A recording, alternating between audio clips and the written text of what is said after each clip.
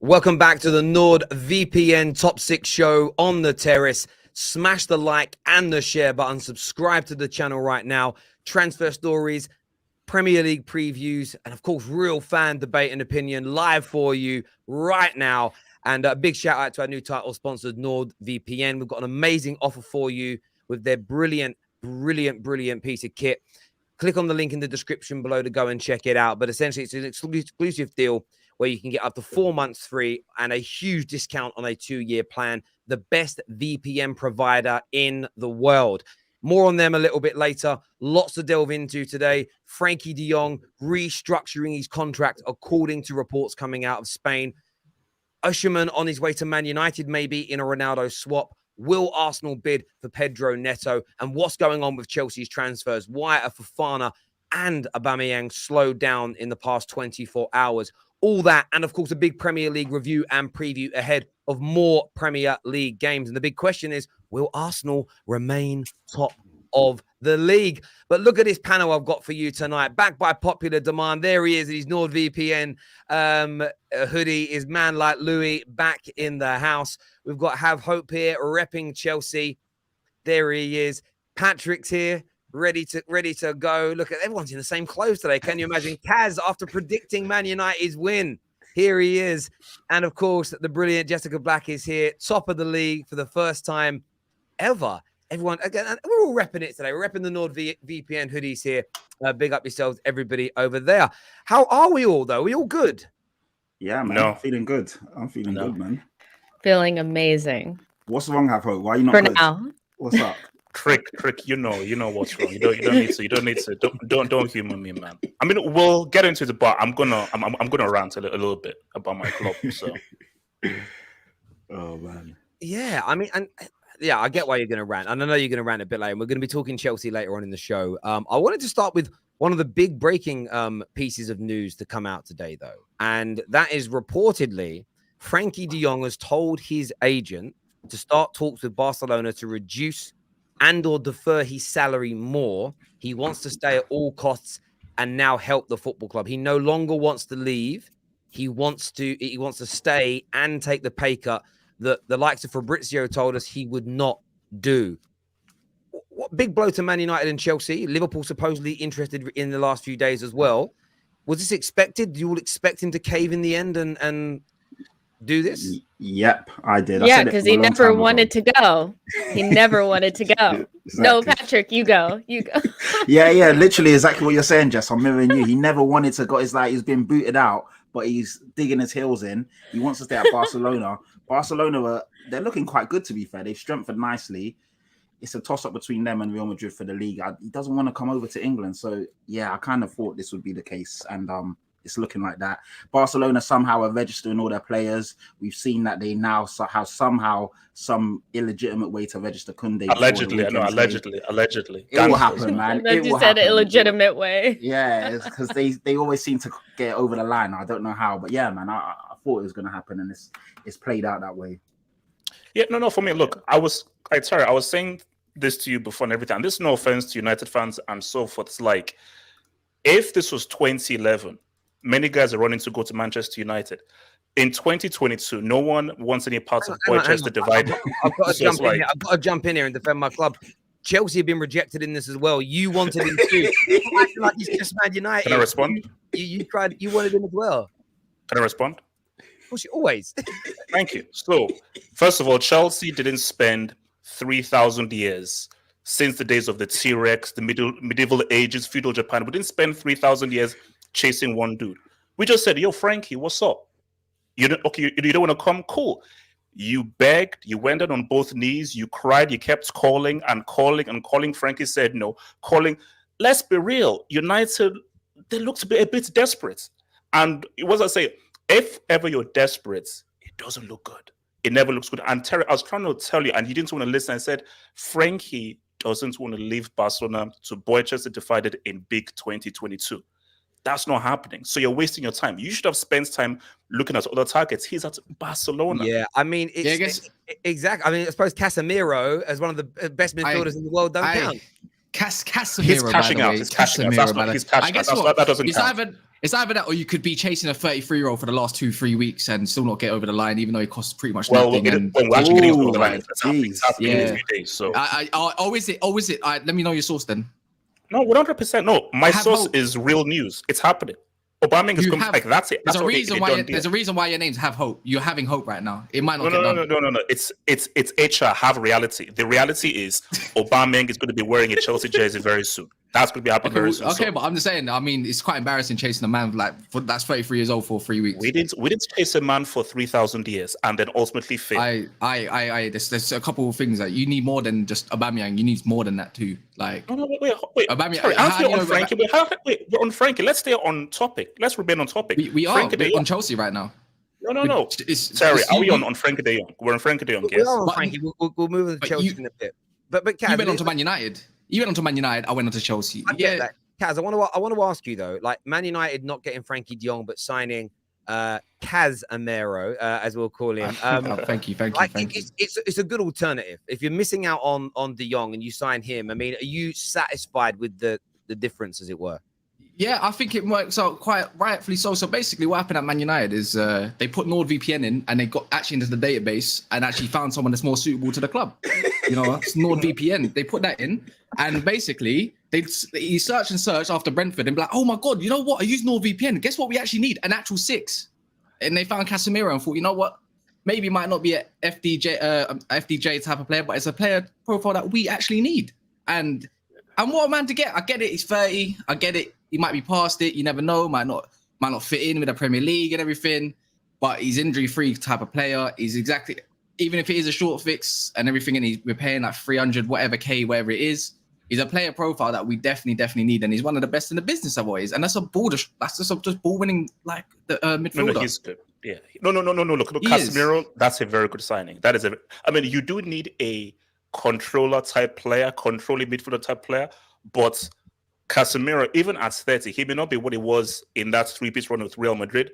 But if you look at that Champions League final, Casemiro was one of the key players that helped Real Madrid to win that game against Liverpool. So for me, Casemiro, I just think that he just gives that midfield a little bit of weight, some know-how, some experience that you need. But I definitely do think that kind of Frenkie de Jong, Scholes, controller type player is needed because you can't roll with Casemiro, McSauce on Fred Flintstone. I mean, come on, bro. You say that he will make Fred a much better player. How? They play together internationally.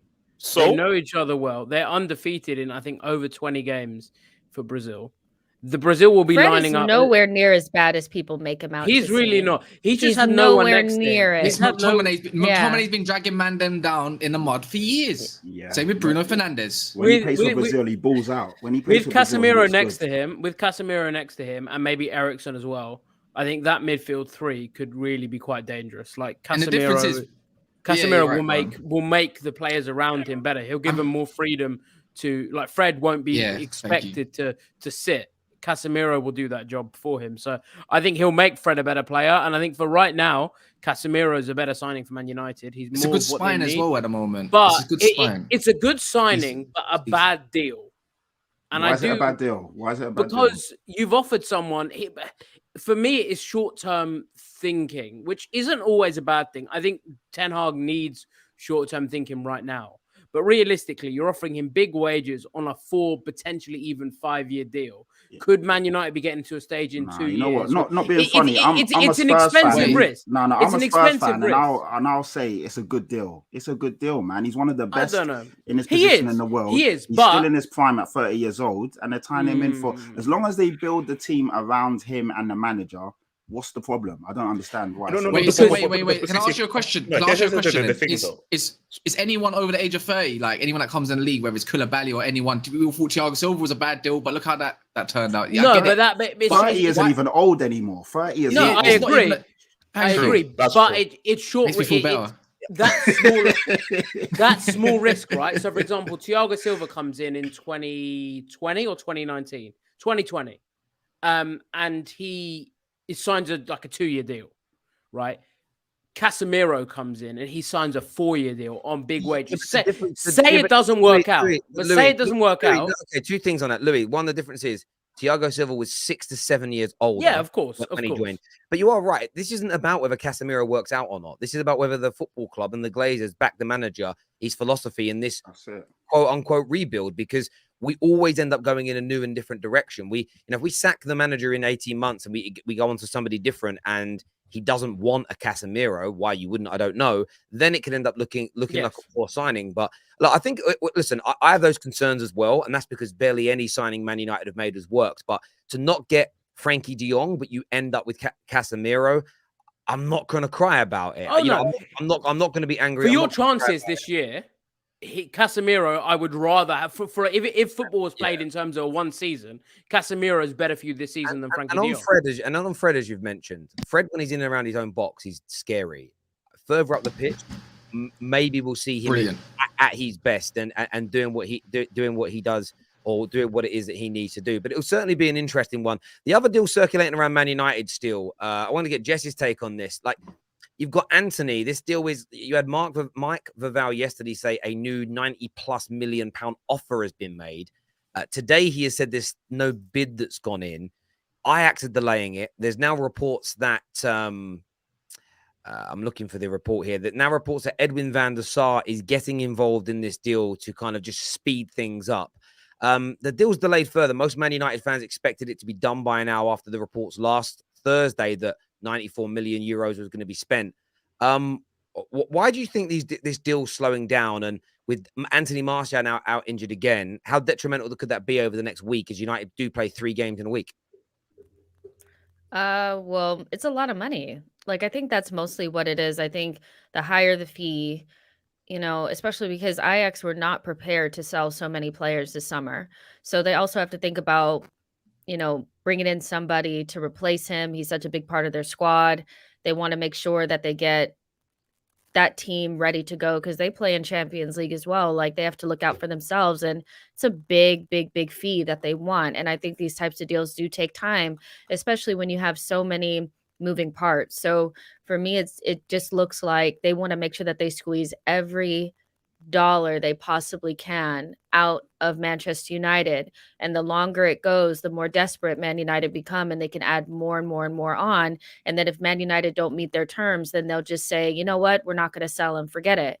And so this is just one of those. And I don't think it helps that Antony is, trying to force the move and going to Manchester and and all this kind of stuff. Like, I don't think that's helping either. So I think like with Fofana, because there's such big fees and the selling clubs were not prepared to sell these players anyway, they're going to milk it. And the Premier League is just a walking billboard for money right now.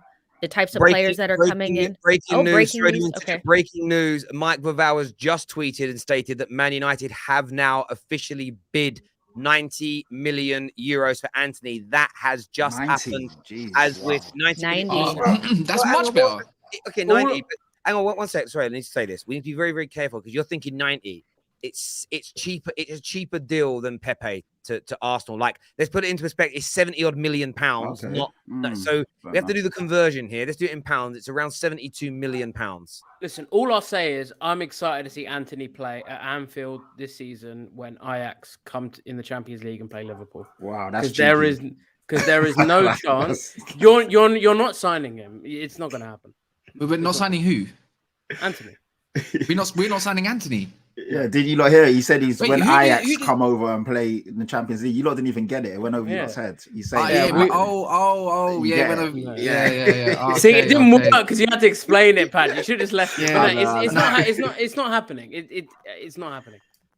Is it sarcasm that just went wrong? But what's it called? No, it did. It went badly wrong. So when it says 72 million, what's the actual? I want to know the initial fee, because when it comes to Man United, and especially when it comes to a certain other club, everyone likes to put the initial fee plus the bonuses that aren't guaranteed as one. I want to know the actual initial fee that we're paying for the man. That's what I want to know, the structure of it all. So zero. You're not getting him. It's not happening. Wait, Stop worrying. Stop worrying. Is he a Liverpool fan? Yeah, Is he's he a Liverpool fan fan? through and through. Are you worrying about the wrong things, my brother? No, Like, but honestly, you don't have to worry. Mate, the trans. I don't know why you guys are still stressing about the transfer window. It ended in June. It ended in June. The transfer window ended in June, and we didn't. It ended in June. Keep to your Brexit midfield. Keep to your Brexit midfield, and we'll keep to ours. Yeah. All right. We don't. But yeah, you keep your look, I think it's 90 mil. 90 mil. I mean, do Ajax reject that? Can Ajax really afford to reject 90 mil? I feel like because Van der Sar intervened, I reckon he's intervened and they've negotiated on something. Maybe the initial fee is high and the bonuses are lower. I don't know. Because you've got to remember, 25% has to go to Sao Paulo. Is it Sao Paulo? Yeah. Or something like that. I always say this, right? I don't get the Van der Sar thing. People say it all the time when they're like, oh, Liverpool should go and get like Jacob Ramsey and use the Gerrard thing. Like, it's not how football works. And with Van der Sar's, it's not. That's nonsense. Why?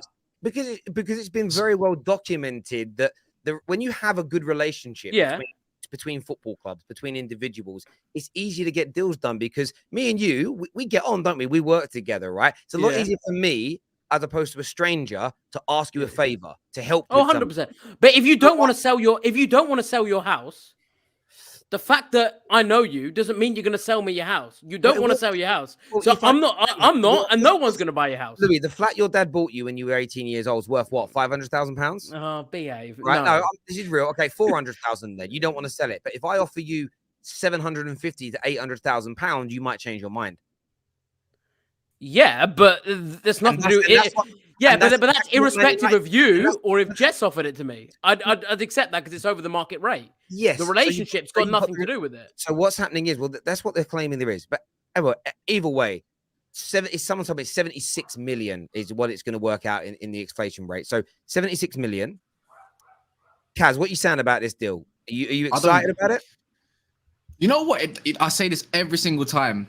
Of course, I'm excited for the player and everything, but it's my head's not gone. There's always one road that was. This is only being triggered now because of certain losses against Brentford and whatnot, and it's happened now. See, we could talk about the Glazers all day long, but the message stays clear. Everyone needs to be tweeting. Just do your bit for the Glazers to get out. Like honestly, like I don't care if we got to get De Jong next at the end of the week or anybody like that. The mood don't change for me. Don't matter what transfer we get now. I've had enough. But other than that, yes, in terms of Antony, of course I'm excited because we ain't had a left-footed. Like it changes the dynamic of Man United's squad.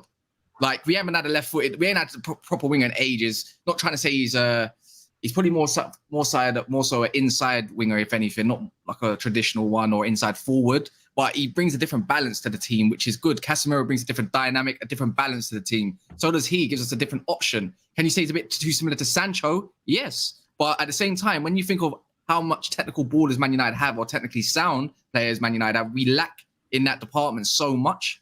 Who's your front three for next year? Now? For next year, if he signs.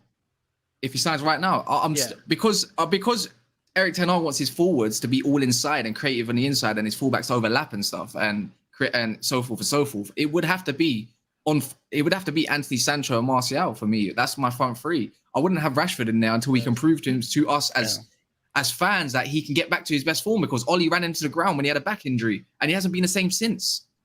And that's the honest truth. Yeah, but no. If Antony joins, Rashford can't start. No, Rashford can't get into that front three. No. You don't think he starts Rashford up front? No. I think he might do. No, but not over Martial. No, because it depends on the game. Depends on the game, though. Because but isn't Martial injured right now? So then who start? If Martial's injured, then what? It is Rashford. I'm having Rashford. It's Rashford, not Ronaldo for me. I'm sorry. I've had enough of Ronaldo. Wow, no Ronaldo at all. No, because I'm thinking of the balance of the team. I'm thinking of the balance of the team, like the actual squad itself. Ronaldo probably needs runners in behind him. Sancho and Antony are not exactly runners in behind. Respect your legend, Kaz. Respect your legend. No, that's not me disrespecting him. This is just me being honest with it, because Ronaldo's not that. He's not the guy anymore that he used to be. Do you get what I mean? Like he needs to be. You think Ronaldo stays? Because obviously there's a lot of talk that during the back end of the window. I don't know. Honestly, I really don't know. No one. It's not even about. I think Man United are willing to let him go. It's about a club actually wanting him and paying the wages. Napoli have stated today that they're willing to take him on loan, but Man United have got to pay 80% of the wages. We're not going to do that. We might as well keep him, and he'll be good for some goals, like, you know, from that point of view. But in terms of the question around who the front three is, there isn't an out and out front three. We're the only club where, like, at the moment, where everyone else is talking about rotation and using their squads, and that's what we'll do. I think in terms of the best front three, I would like to see Sancho left, Antony on the right. In the middle, it really depends. The middle, if Antony comes in, the middle is going to fluctuate between Rashford and Martial, just as we saw on Monday night when we battered Liverpool. That's how it's going to be. And I think with that, look, Martial, he's got another injury. That's, you know, 2 injuries in the beginning part of the season. Can he really be relied upon? That's where Rashford's going to be used. I still think that's why the club needs to go and get Gakpo as well. Or, you know, there's talk about Memphis for around 10 million euros. And maybe that's what's needed. Do you know what I mean? As stopgaps, Man United are in that position where they may need to go out and get these stopgaps as well. But it's going to be interesting to see what happens with this bid. And I've actually really enjoyed it. Oh, wow. Fabrizio had just come out and said Man United's new bid has been rejected by Ajax earlier today. Away. One second. Let me just keep reading it. 90 million is considered not enough. That's why Antony is disappointed with Ajax and he only wants United. Bid has been submitted as called by Mark Vival. It's already turned down. The news comes out weird because now that earlier today, Mark Vival said no bid's gone in. Now they're saying the bid has already been in and been rejected. I love the transfer. It's up and down. So, yeah, they're saying that the bid has now been rejected at 90 million. So maybe Louie knew something we all didn't know. Listen, as I said, guys, I'd pull out the deal. I'd personally pull out the deal. I'd pull out the deal. Use NordVPN and go and watch the Eredivisie in some way. Go and watch it because that's the only way you're going to be seeing Antony on your screens this year. I'd honestly pull out, like, pause, but like of the deal. So I'd rather go get someone like Michael Olise or Pedro Neto. Honestly, I'd rather and then use the money Pedro elsewhere. Neto thing's weird to me, right? Because he's like what 40. Like you could get Neto and Gakpo, roughly. I don't even want Gakpo. I know, but I'm saying for what you could get Antony, he obviously really, really likes Antony from their time together. Why is no one talking about Zaha? Zaha started. We already got. No, you can go somewhere else. Zaha's a good player, man, and he hasn't worked out Man United. Yeah, maybe for Arsenal or something like that. Not, I don't want him at my club. But what's it called? Like Antony has that vavavoom, you know what I'm saying? Like all these players, that's why he's got the. You need when you think of someone. He has that one little move where he goes around like a helicopter. Yeah.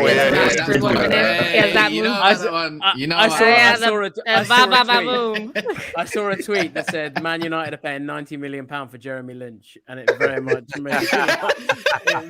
much made me laugh. But the thing is with Antony, I feel like he's the only player in our squad that could really sell shirts and be the face and all that kind of stuff. That's why they're probably trying to get him so much, like, and spend so much money on him. It's just smells of Glazeonomics, in my opinion, if I'm being honest. I'm surprised that Ajax rejected that because I think Ajax we're like in a Champions League group where if we have Antony, we can get out of that group. If we don't have Antony, then it gets pretty tricky getting out of that group with Liverpool, Napoli, and so forth. So it's like without Antony, then I don't think Ajax get out of that UCL group. So they're like, look, man, he's literally our best player now. I think as a pride thing as well, like. They took Martinez. They took Martinez. They took Ten Hag. They try to take Timber. Like there has to be a point where you just go like, no, chill. I feel like it's like a disruption a little bit for them, and I just think like if everybody rates Antony so highly, I don't rate him as high as everybody else, but if he's everything that people say he is, then you can wait a year, and then maybe somebody else comes in, a Barcelona or Real Madrid or something like that. Like, I don't think they need to be in this rush to get this 70 million, pounds for Manchester United. I don't think they're desperate. They got what, 40 or 50 for Martinez? They're not starved or anything like that. They can wait. Yeah, definitely not a money thing for Ajax. They're definitely not in desperate need to do it. And if 90 million has been rejected, they're holding out for that 100 million. They said between 80 and 100, and they're just pushing. They're doing to Man United what Leicester are doing to Chelsea. It's keep rejecting, and they're just because they know that Chelsea are going to keep bidding higher and higher and higher and higher and higher until it gets done. I want to go to some of these super chats that we've got coming through. First one here says Ajax want 95 million euros. Why the hell offer 90 million? Well, because you try and get it cheaper, don't you? Your board is clueless. Can you bring Colleen back soon, please? By the way, you're looking stunning, Jess, is from this individual here. Oh, this geezer. This Yeah, geezer don't read the name. is... Don't read the name, man. Yeah, I know. I've seen his name so many times. Casey says no Silva with laughing emojis. Frankie de Jong better perform. If Tim's even gets a pre-assist against Barca, Xavi out. LL relax. Man United are less thrice than your club's size. My name is HH, by the way. I don't know who LL is. My name is HH Halford. Thank you. Who is HR? Well, Nabil I'm that as well. hello everybody, happy Friday. Today we have Man United Man United vision of Igal and have hope, who dropped on his head when he was born. Have a nice weekend. Yeah, no, but maybe you dropped on your head when you were born, bro. Find your parents, man. That's a bad comeback. You just said what he said. No, I said he should find his real parents. He should find his real parents, man. I mean, Terry, I wouldn't have it with you. He's calling you the Man United version of Igal. Hang on. Is he not talking about you? Talking about Cat. I mean, look, there's 2 Man United fans, and in the bill, you're gonna have to send another super chat. I'm just saying to clarify. That's funny. That's actually funny. Thank you very much to Let's Be Arsenal FB for becoming an official member of the Football Terrace. We really appreciate that. CR7 to Napoli. Get Fabian Ruiz in return. It's a pretty good shout. One player is not going to save this midfield. You'll see. I didn't say this earlier when we were talking Casemiro. What I did like is earlier on in the summer when we linked to De Jong, it was like, if you don't get a DM, your midfield falls apart. We now get a DM and it's like, yeah, but ain't that good? I do love how that is just changed. It's so funny to see. Question to Man United fans. Do you still think Casemiro has that much desire besides money after he's won almost all the major trophies he's competed in? Yeah, he doesn't give me that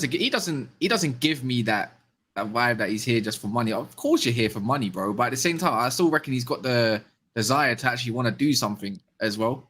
Like you win at Real Madrid, everything. You want a new league and everything. It happens. Like honestly, it's new challenge, man. Yeah, exactly. And the thing is, right?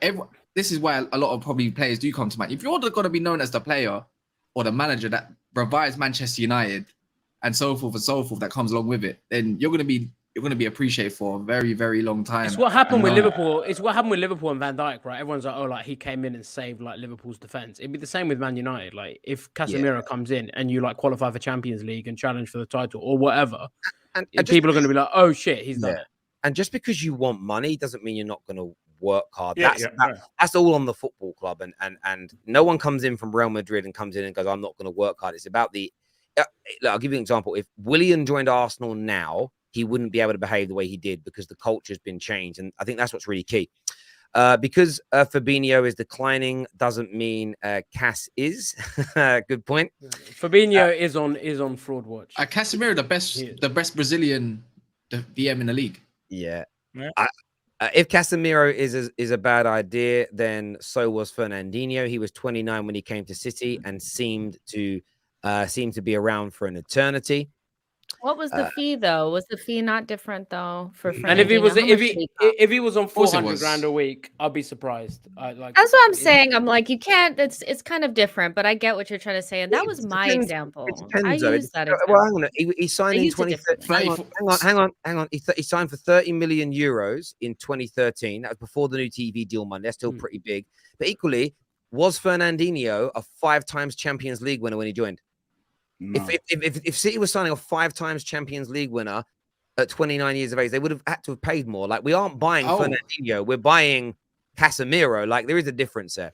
By the way, it was 36 million, and he had like 1 year, and he had 2 years left on his deal. Fair enough. 78 million for Antony or 50 million for Neto. What's the better deal? They're two completely different players, though, aren't they? Like, you can't really compare. No, give me Neto. Anthony looks all right, though. Anthony looks all right. I mean, look, here's the thing. Players. If you have the money, 78 to 50, like, if you have the money, then Anthony is the better deal. So you're only saying that because you're trying to spend 85 million pounds of Fofana. Well, do you know Chelsea? I added up today. If they do sign, we're going to get into Chelsea in a minute. If they do sign Aubameyang, if they do sign Gordon and Fofana, plus all these kids they've signed, they've spent nearly 400 million this summer. They've already spent 180. It's crazy how much money they've spent already. How are they not getting in trouble for this? Because the rules around FFP are different because of COVID. And it's making a certain loss over a 3-year period. I think they're spending a lot of money now and maybe not as much in the next couple of years. That's how they're getting away with it. Just because your club pretends to be broke and lies to you, don't ever go other people's clubs spending. When we finish ahead of you, maybe. then you worry. You got to win a game. You got to win a game first, mate. You got to win a game first. Yeah. I just want to give a big shout out here to our title sponsors today. NordVPN sponsoring the Top 6 show. Now, you can click on the link in the description below. It will take you through to their website where you can get our exclusive offer. As you can see, this is on their website now, NordVPN, in association with the Football Terrace. You can scan the QR code on your screen or click on the link in the description below. You get 4 months free, and there's no risk because you get a 30-day back money guarantee when you sign up to their 2-year plan, which we can provide you huge discounts on. And I don't know if any of you on the panel I've used VPNs before. I know that myself and Jess do.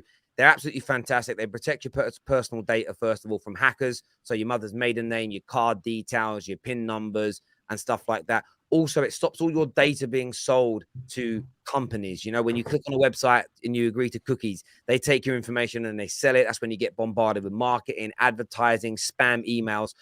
NordVPN can protect all of that for you for very, very, very, very considerate fees. They are literally the best VPN provider in the world. I've switched across to them recently. I've been using VPNs for a while. I've switched across. Streaming quality is brilliant. None of my data can be hacked. Then the thing I like as well is they've got this detector. So if any of your information gets put onto the dark web as well, by the way, so people are trying to fraud you, you get alerts for it. Very, very protective in that way. And I know, Jess, you use it for different reasons, don't you, the VPN? Yeah, I use it to make sure I can watch all the games because like 3 p.m. games, you know, in the US, I could watch every single game I wanted to watch. But, you know, now that I'm in the UK for a little bit, it's like, okay, so 3 p.m. games, I'm not gonna be able to see, but I have all the apps still from the US and I could just change my VPN and be able to watch it from here, you know, which is great because I just I don't understand how you guys have been surviving. Like, I really don't understand. You can't say it. You can't say it. You can't say what you've been doing on. I mean, there's allegedly other ways that people say, but that's what no, because the same thing for me. Because basically, when I'm in Nigeria, there's a thing called Super Sports, and all the 3 p.m. games get shown in Nigeria. So basically, I think with this VPN, I could pretty much log in with my Super Sports details and actually be able to watch the games via my Super Sports details. So that's legit. That's good, man. Exactly. Sounds good. Yeah. I've got to be honest. I used it for Love Island in the summer. You're such a loser. Yeah. When I was away and I was like, I haven't watched Love Island tonight. I'd like go like, you know that bit on holiday, right? Where you're in your robe and you're like chilling, like in between, coming back to the room, like shower before you go. No. Everyone knows. Yourself, bro. No, Patrick knows. Yourself a hole.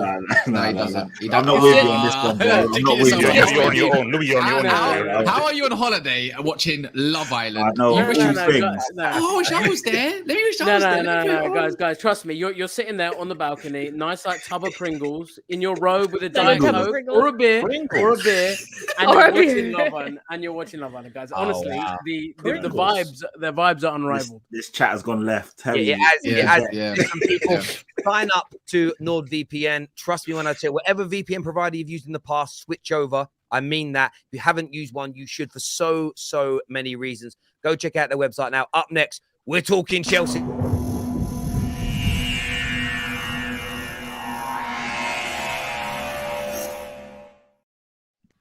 Fofana, Aubameyang, close to being done, but you're being strung out. The reports were that the Aubameyang was on his way, literally on his way to the airport from Gerard Romero a few days ago. Now Barca are asking for more money. The bids for Fofana keep getting rejected. I need to ask you, Have Hope, are you starting to get a bit fearful about your season now? Because I'm seeing a lot of Chelsea fans start to cluck and get angry, frustrated with Thomas Tuchel and everything. Terrace, man, you know, the bridge, you know, in the famous words of KRS-One, the bridge is over, you know. The bridge is looking very shaky at the moment. Here's the thing. Look, I don't have hope. September 1st is when the transfer window closes. And until the transfer window closes, I'm going to hold on to hope that Aubameyang is going to be done. Fofana is going to be done. And I don't know. People are saying Neymar is a possibility. I don't know. I've seen some people say Nene is potentially a possibility and everything. So let's just put that to one side and everything. But look, Leicester City, this is a stick up. It's a stick up. Like, somebody needs to report Leicester City, like, you stock up Man United by selling a fridge to them for 80 mil. Now you're sticking us up for a dude called Wesley. How is a dude called Wesley 70 mil and above? These guys, I'm sorry, I don't know what you guys, there needs to be like a football court where clubs like this get taken to court for sticking up other guys, because it's a stick up. 60 mil, take it or leave it, because I don't know whether on my conscience, I know it's not my money, but on my conscience, I can't have a guy called Wesley cost 80 mil. That's ridiculous. Man said Wesley. And also, second of all, Barcelona, these cheats, these gangsters who are pulling levers like a freaking Disney movie and just creating money out of nowhere. First of all, you messed up with Rafinha, who was supposed to be ours. You messed up with the ski, who was supposed to be ours. Now, 20 mil. 20 mil, take it. You want 30, you want 35. But here's the thing, Chelsea. Because I was hearing something about Gordon Ramsay from Everton for like 70 mil. Don't you dare. Chelsea, I'm warning you, bro. I'm warning you, because I know Todd Bowley watches this channel. TFT is known worldwide. It's a global show. So Todd, I know you're listening. Todd, don't you dare put one kobo on Gordon Ramsay from Everton. Don't you dare. But here's the thing, Terry. I'm a very simple man. 30 mil Aubameyang, Yin Yang, the Stirl, Mount Kilimanjaro. Let's ride. Fofana, Leicester City. Don't be abusive. 60 mil. He wants to leave. He's Mexican to the dressing room. It is in your benefit for us to take away the toxicity from your team and bring it to our team. So 60 mil, take it or leave it. And we're good. So Terry, if come September 1st, Yin Yang is up in the piece, Wesley's up in the piece for good manageable price, and maybe, just maybe, last minute, Frenkie de Jong. Who knows? Terry, you know what? I can live. You're such a hypocrite, brother. You know that. How? Because you call us desperate FC, but yeah, right now you're talking desperate, bro. Where's the desperation? I'm talking negotiation. You're talking. No, you're not. No, bro. You sound desperate, fam. You sound very much desperate. Because 60 mil, bro, with 85 mil for one. Two, you just sound desperate. And you know what? You're getting desperate with your wingers too, you know. Let's not get that twisted. Anthony Gordon. No, Gordon, no, that's fake news. That's not happening. I don't know where that's happening. That's not happening. 60 million rejected, my guy. You gotta take it for a ride. No. Gordon, that was just trolling. That's not fake news. The main thing, look, see, here's my thing. Because guys say, oh my gosh, Aubameyang, he's older. Aubameyang has balled in Germany. He's balled in England, as Jess would know, because Jess, you were one of those people that's ran him out of Arsenal, and he's balled in Spain as well. So he's good. He's proven. Let him come and bring those goals there. And because you know what I need for the streets? For the streets, I need Aubameyang to score the Emirates and do a knee slide like Adebayo did. I need that for the streets. Like who? Like Adebayo? Adebayo ran the whole place. Greatest celebration of all time. Greatest celebration of all time. Is that with his Arsenal tattoo on his arm, or is he getting that lasered off? He has an Arsenal tattoo. He's got an Arsenal tattoo. He's got a picture. He's got an Arsenal tattoo. He can cover it up. He does. He can cover it up. So you want the tattoo cover? You want him to go like Pogba arm sleeve style? No, he'll cover it with a tattoo of the bridge. I see. Nobody wants a picture of the bridge. Do you know the funniest thing about Chelsea? If you go onto Chelsea's Twitter, right, their pre-match like promotional tweet for the game tomorrow is a picture of Koulibaly, and everyone's like, "He's not playing. Dude suspended." Oh. Yeah, like, what are you playing? He's not playing. Getting rejected No, by your worry- I will say, worry about the Uruguayan teams. Worry about the Uruguayan teams. No, listen, All when he's back from prison, he'll be in and he'll be good. But I'll say the one issue with Todd Bowley is I've been impressed with his ambition, but he has shot himself in the foot in the sense that teams know you can kind of play him a little bit because he's shown he's quite willing to put his hand in his pocket, which isn't a bad thing. But I think teams are now going to be like, okay, I know that realistically, if you offer 70, I could probably get you up to 85, 90, and he will do that. So I just think his approach has been kind of scattergun in that aspect, where teams know they can kind of Do you take want, the piss out of him. an interesting story I was told by a very, very credible journalist the other day, and it came from someone that Chelsea fans love. They're happy they got Koulibaly, but do you know how the deal kind of sort of started to happen? Tuchel was sort of spitballing with Todd Bowley about players he would like. He goes, I'd love someone like Koulibaly. Todd Bowley went, cool, and went and bid for him. Like, there was no, like, it wasn't like it was on the plan. That's kind of what he does. He's a bit, like that rich dad that ain't seen his kids in a while. Oh, I love that new bike. Oh, yeah, there you go. There's a new bike. Do you know what I mean? It's like stepdad that's trying to impress his missus's kids. And it's like, oh, like I've got to do my best. But they know they can take this is why we need the director of football. Very quickly, if I was your stepdad, I'd adopt you, mate. Do you know what I mean? you would adopt me. No, I mean, get rid. You mean you put me up for that? Yeah. You wouldn't want a kid. The kid's off the street on holiday. He's not out there on the street for night. He's too busy watching Love Island. He's safe and sound. I'm easy. I'm easy work. There's a reason I would do it, though. The reason I would do it is I'm addicted to Pringles, and this man would eat my Pringles, and I'm not about that life. Listen, as I said to you, until you do it, don't knock it. I hear you. Sorry, you were going to say something. Have hope. No. I'm saying that. Look, man. Actually, wait. What's the It was when I said about Bowley, you were like, yes. So basically, here's my thing. A director of football is needed, 100%. Tuchel's talent ID is just all over the freaking mountain. I do not know what this guy is smoking in terms of who he wants, because I'm like, I don't know where Gordon came from. I think what's needed is a Luis Campos that you have in PSG.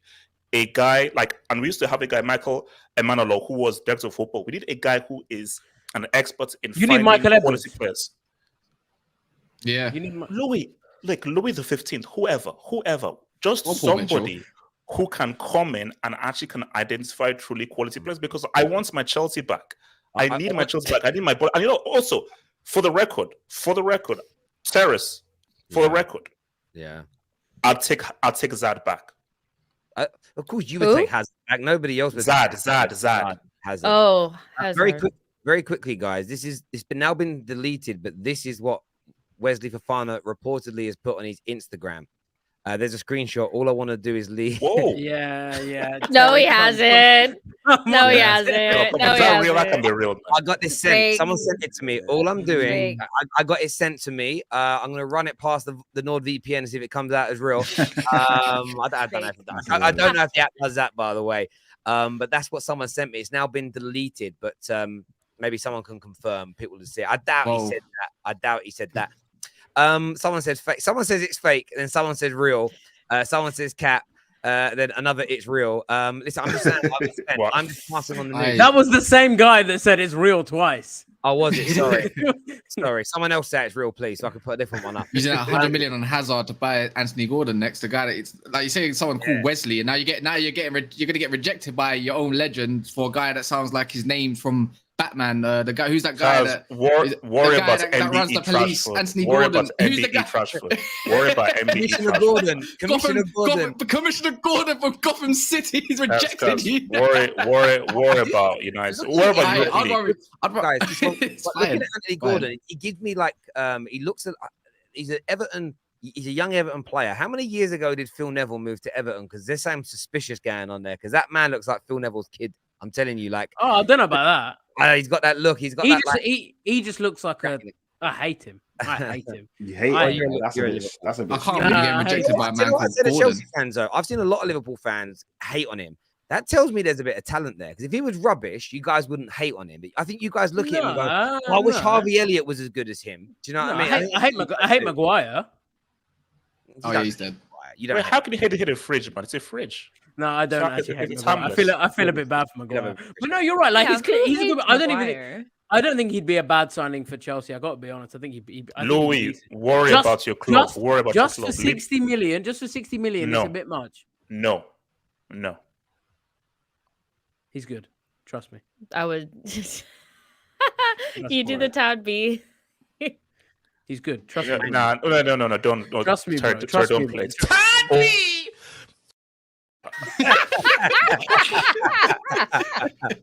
Sorry, we won't do that again. We won't do that again. No, Terry, no. Only play it when we get Neymar. When we get Nene, then he can play. No, you do it when you sign Gordon. That's No, when you don't do you it. dare. Terry, don't you dare. Your talent ID is Antony Gordon going in your attack. Don't you dare. I don't know why I said that. It's funny, right? It's funny because I told a journalist I referred to him as Todd B, and his journalist said, "Oh, is that what the fans are calling him, Todd B?" I was like, yeah, we are. But the maddest thing, I've now seen that journalist refer to him as Todd B. Like, they're so stuck in the mud. They're not really part of fandom. They're not like working class. They're like very well educated. Oh, yeah, I was chatting to Chelsea about what Todd B is going to do next. I'm like, rah, bro, you're using it. You're using it. I want to ask a question though, because we're obviously going to go into some of the previews, but can anyone see Leicester with the Fofana links causing a little bit of an upset or a shock this weekend? No, they're so bad. They're so bad.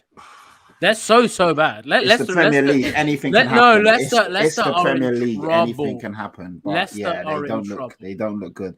What's all of Brendan this? Rodgers getting sacked, man. Yeah, that's what I was going to say. They suspended betting on Brendan Rodgers before, so Yeah. that one's looking a bit shaky as well. So Him or Gerrard?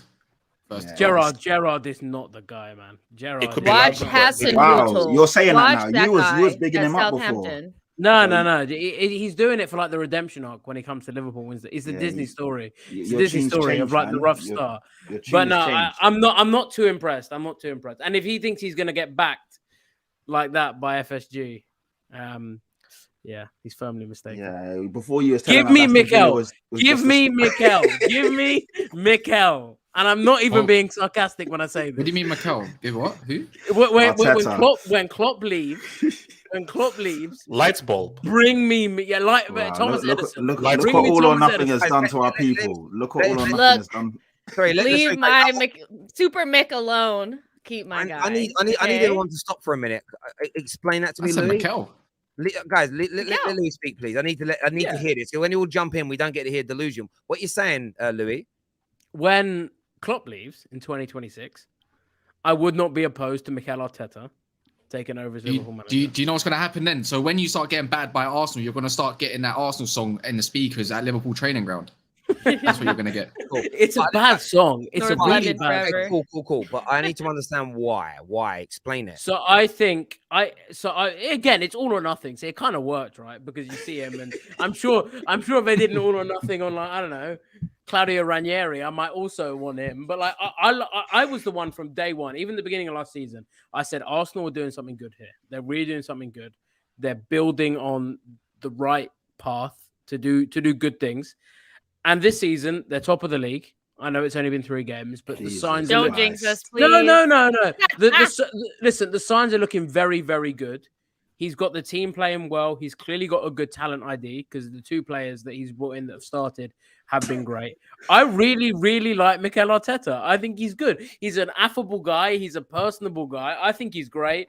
I like his Bob the Builder team talks when he talks about Scoop and Dizzy. I can't lie, I really like him. Oh my word! Have you heard Kay Kurt's the comedian? His impression I'm just getting that now. I know Kay Kurd. Please. I know Kay Kurd a little bit. You need to see this. I'm going to go and find it This now. is amazing. Listen, he's Keep funny. talking now. Keep talking. Light so bulb funny. is light bulb ain't it, bro. Louis, Light bulb ain't it. are you being sarcastic or are you being for No, real? I'm being for genuine. real. I'm being genuine. Right, I 'cause I'm really just- like Mikel This is Arteta. mad. This is I mad. really like Mikel Arteta. Don't matter And trust anyways what me- happens. trust Newcastle's me- taking a trust me. spot sooner or later. Trust me, he will be in line for the City job as No, we won't. well. This is why you cut out.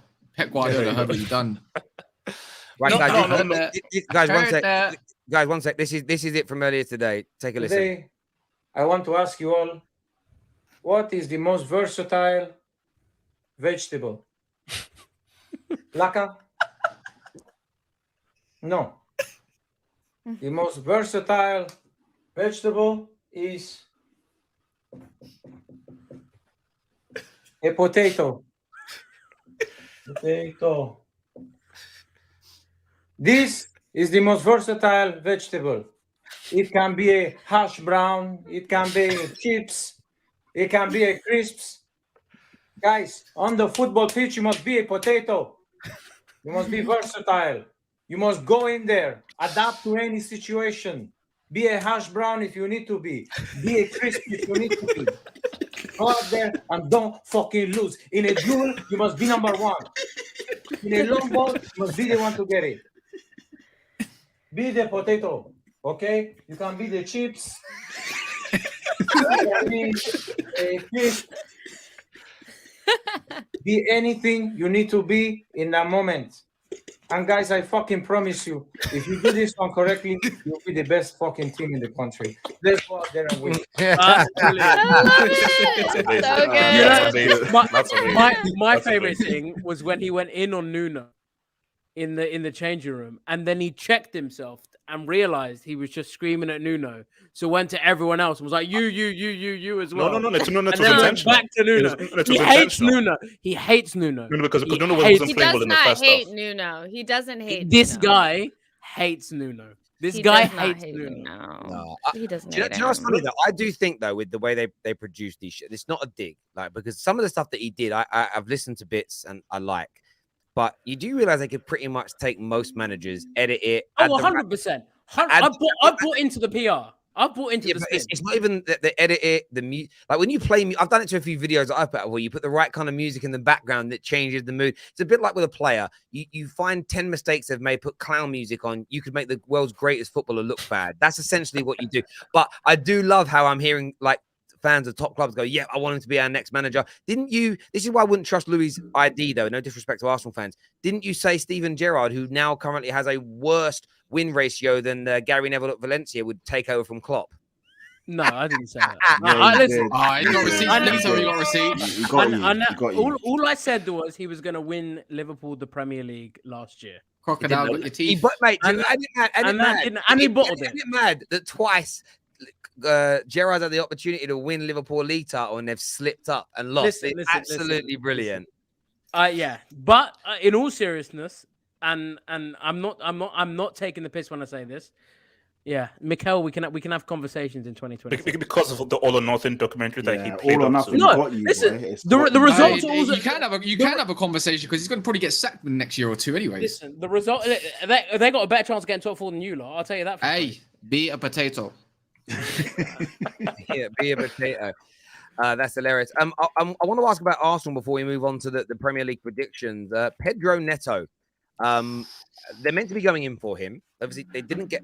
But what we're kind of hearing a lot of is that they need the right player. Maybe there isn't quite the money there now.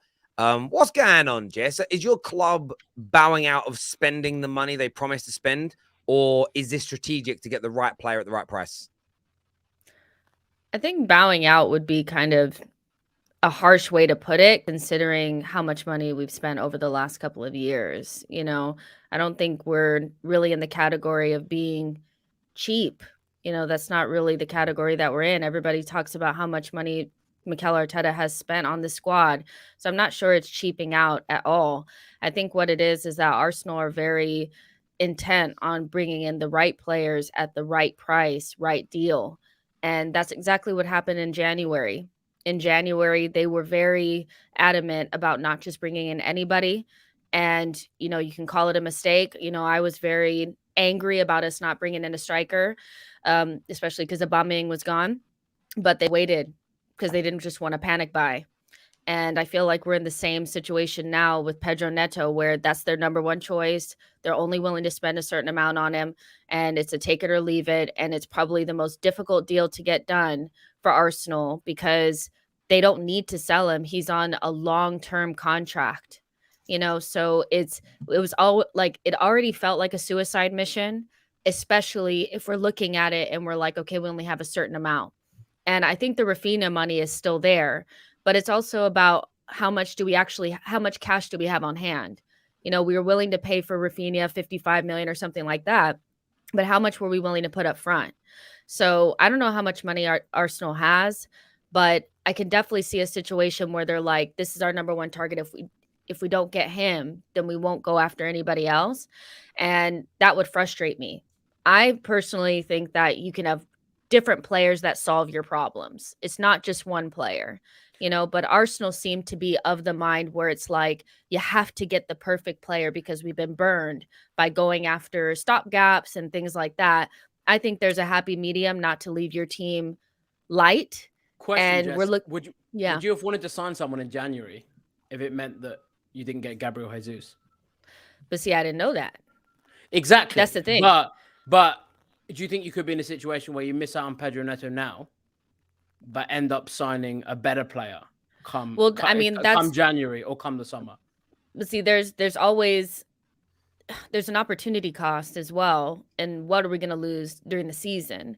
So I always understand that there's a means to an end for Arsenal. They're like, okay, well, maybe there'll be better targets in January or in the next summer or whatever. I get that, but what will we lose in the meantime?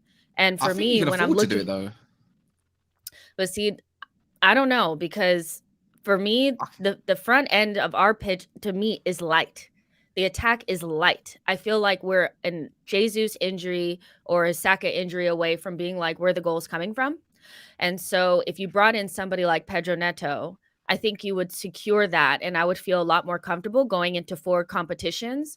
So even though like our starting 11 is fine, but our starting 11 was good last season. Starting 11 was good enough to get into the top 4. It was once you started peeling back those layers, it started to become a little bit like, okay, what are we doing here?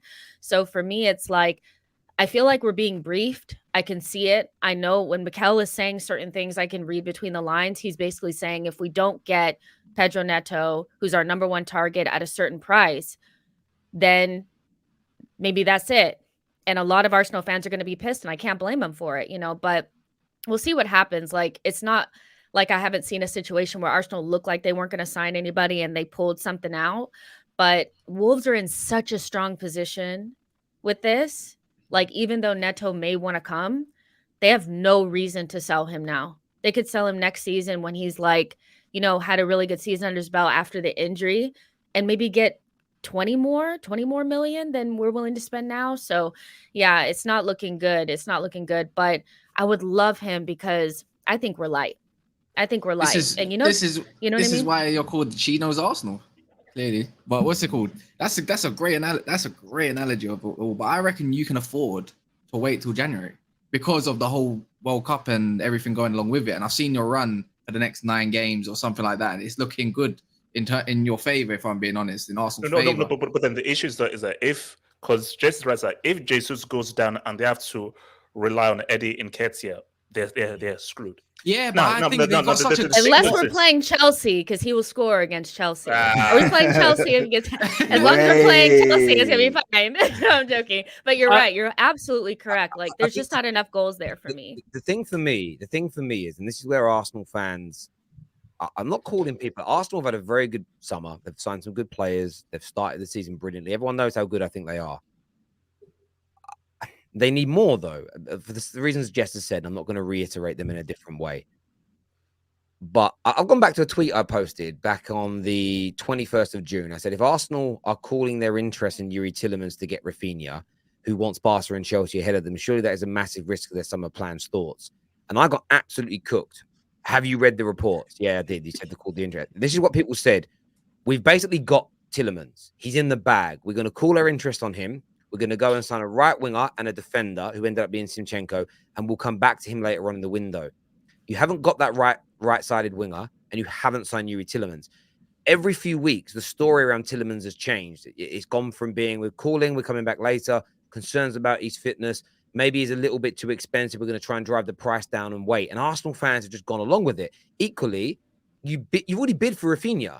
And if Neto is your number 1 target, and you've already bid for Rafinha around 50, 60 million, give or take, the money's there. Like, I get the point that if you don't sign him, you might wait a year and you might sign somebody else. But in this next year, Pedro Neto could be the difference because of injury and or rotation between coming 4th and 5th, between winning the Europa League and going out in the semi-finals. And I sometimes, although you're right, you're happy that you've got Gabriel Jesus now. Who knows how another player in January you signed would have done. 100%. It's not about not having the money, though. That's not what I said. Like the money, there's some money there. I'm not saying you said that, but I'm saying as an Arsenal fan, if you don't spend the money that they've been promising you and telling you is there all year, I'd want to hear why. I need to understand it. Tielemans, they're already telling us why. They're already telling us Tielemans is going to happen because at the end of the window. Hold on, Louie, just really quick. They're already telling us why, because they want the target that they want. They don't just want to buy anybody. If we're still talking about Pedro Neto, are you talking about Tielemans or not? I'm talking about both, but you said Pedro Neto as a number one target, right?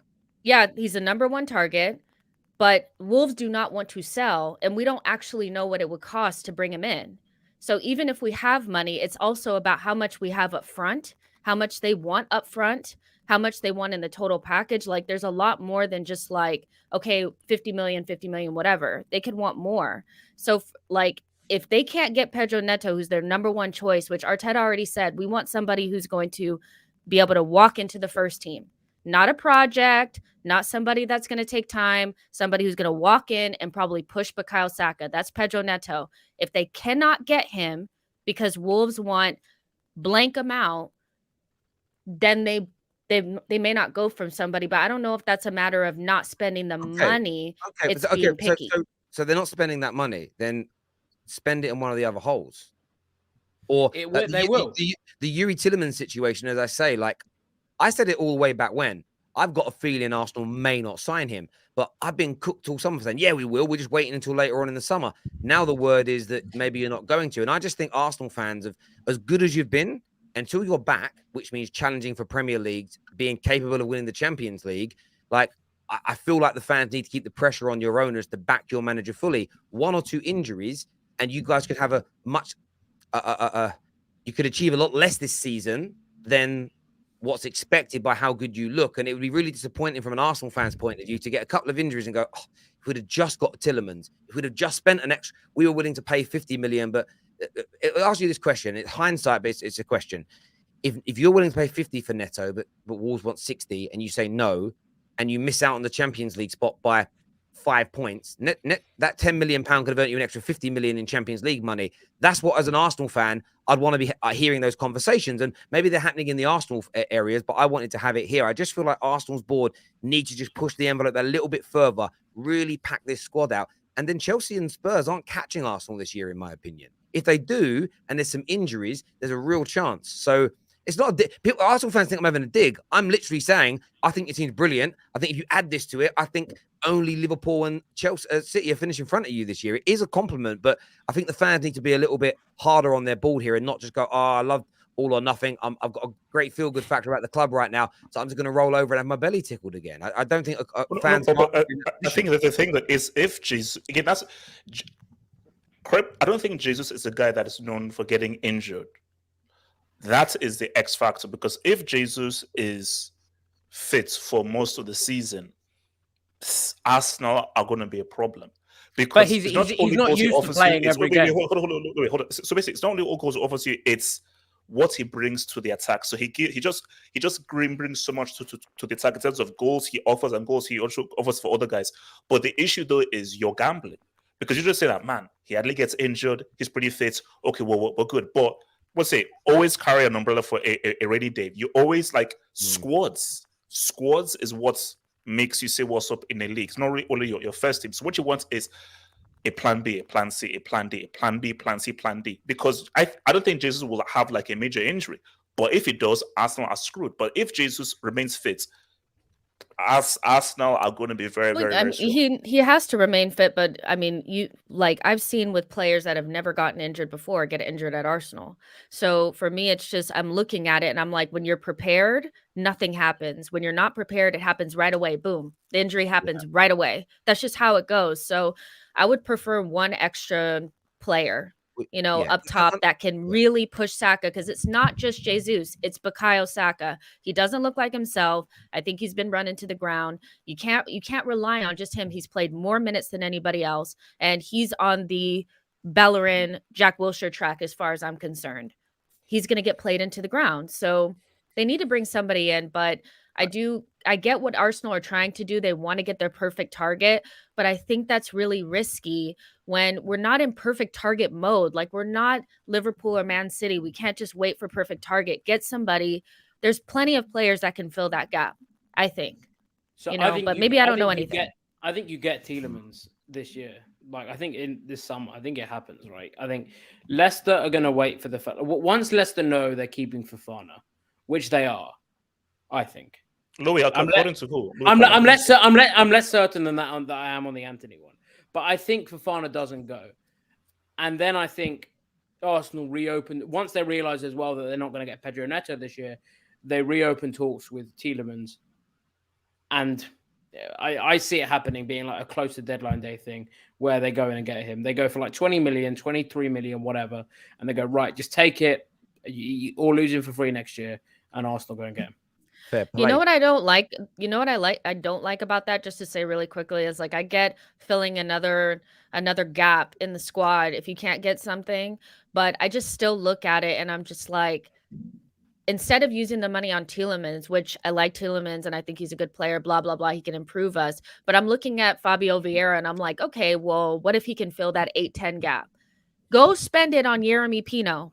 You know, go spend it on another winger. Go get somebody that can give you some goals, attack, something. Because I'm telling you right now, we don't have enough attackers. And I just have this weird feeling Saka is going to break down this season. It's just there, you know. I think it's a fair point. Look, do you know, it's one of those funny things when you've got excess. The younger lads may not have experienced it, the older guys maybe, but like you'll have something break when you're younger and you ain't got no money to replace it. It breaks and it makes you really angry. When you've got a bit more money and you can replace it easily, it's annoying, but it's like, oh, I'll go and buy another one. And that's what happens when you've got a thick squad. When you've got a thick squad, when City lose a player or two, in most positions, they go, okay, but Phil Foden comes in, or Alvarez comes in, or Mahrez comes in. With some of our squads, it's certain positions where you get an injury. And United have got it in midfield where I'm buzzing about Casemiro. If he picks up an injury, and I know he doesn't get injured very often, but who knows? It's like we're straight back to McFred. Like the drop-off is massive. It really, really is massive. But viewers, do Arsenal need to spend more money? Let us know right about now.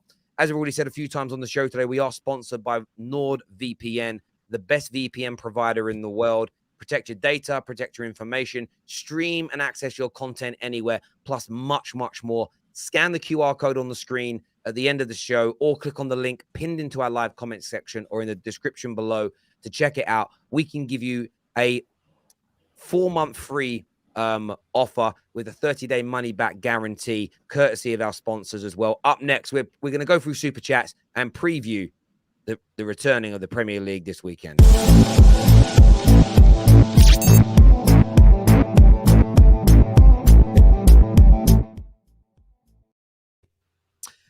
Got super chats here. First one says, love how United's 2 recent scoutings are inspired by what's his name?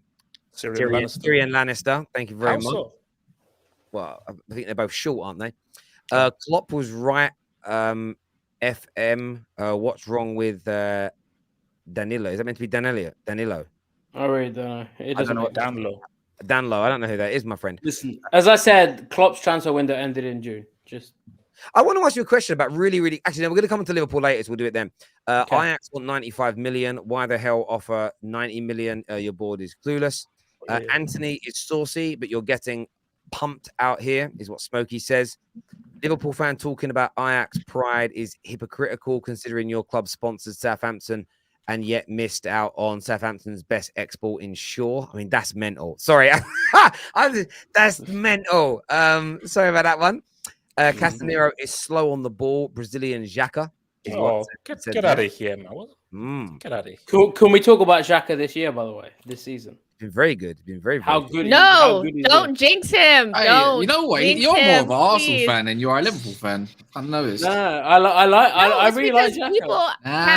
People are realizing that we look all right. If you just admit you look all right. You've been such a hater. You're such a hater. You know what? I've never said like during the season that Arsenal are going to be failing, are going to still be rubbish and all that. I've actually bigged them up, but at the same time, I'm just saying, where's your Arsenal shirt, boy? Get out. Should be wearing it. Hey, Louie, still supposed to wear an Arsenal shirt from that bet that he lost. Also, anyone seen Hussam? Big thanks to TFT for all the great content. No worries. Yeah, Hussam's not been on the terrace. He's been hiding since Monday. Who will Aubameyang replace? Lukaku. I hear Chelsea need a striker. Musa and Igalo. Sorry, can you get us off the screen, please?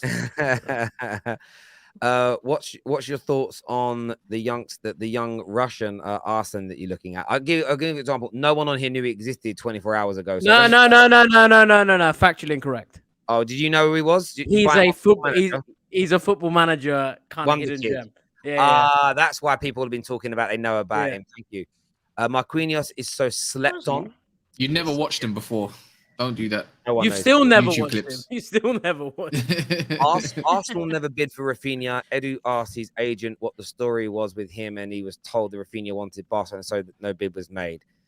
Yeah. You don't have to make a bid. Like we were prepared. Like we were prepared to put something in, and we know that we weren't going to be spending $2 million. Like there's money there.